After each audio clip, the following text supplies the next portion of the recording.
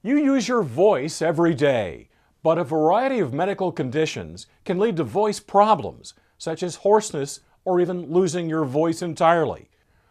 We spoke with Dr. Andrew Floria at Redlands Community Hospital to find out more about common voice problems and the treatments that are available. It's important to realize that voice problems can basically affect anybody at any time for a variety of reasons. People can undergo surgery and they can develop a voice problem after surgery from the endotracheal tube. People can develop voice problems after regular colds or viruses or throat infections. As we mature in age, we can develop voice problems as our vocal cords thin out. Then acid reflux is a very, very common cause of voice problems too, and that's becoming almost an epidemic in this country. And we asked Dr. Floria, when should someone see their doctor for voice problems? If people are having a very breathy voice, or if they're requiring more effort to talk, or their voice is fatiguing or tiring out on them by the end of the day, if they have difficulty projecting their voice, or if their voice is very slow to warm up, they should have it evaluated and checked out, particularly if it's been an ongoing problem. Let's say more than a couple of weeks and it's not clearing up on their own, they should probably seek a voice and swallowing expert to take a look at their vocal cords. And how does a doctor diagnose a voice problem?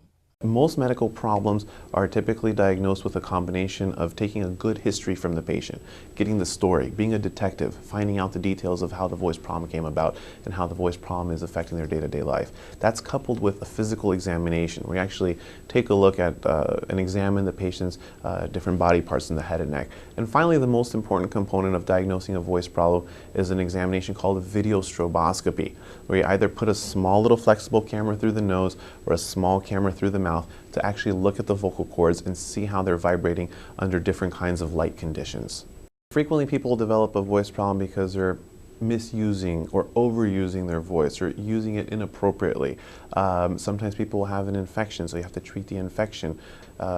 If their voice problem is from vocal overuse or misuse, you want to train them on how to use their voice appropriately and take down some of that inappropriate muscle tension that they have. That's with speech therapy.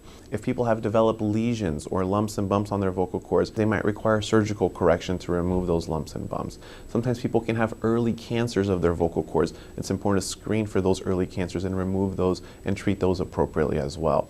There's different medications for whatever a medical cause of their voice problem might be, such as for acid reflux that we mentioned earlier.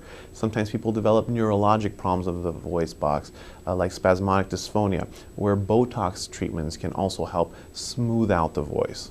So it really depends on the underlying voice problem, will ultimately lead us into the right treatment algorithm or to the right treatment path for the patient.